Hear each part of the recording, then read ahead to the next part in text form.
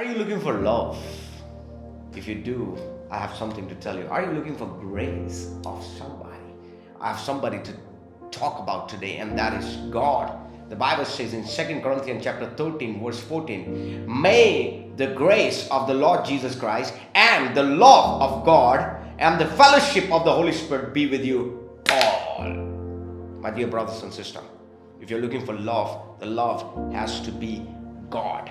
If you're looking for grace, the grace has to be from God. And then the fellowship of the Holy Spirit, which means the surrounding, the presence. You got to walk with the presence. It's very important to understand that grace and love of God is what we need at the very first place. And before we start looking in the man or woman, we need to have God. We need to build a walk with God. So build a walk with God. This is my one mint to you.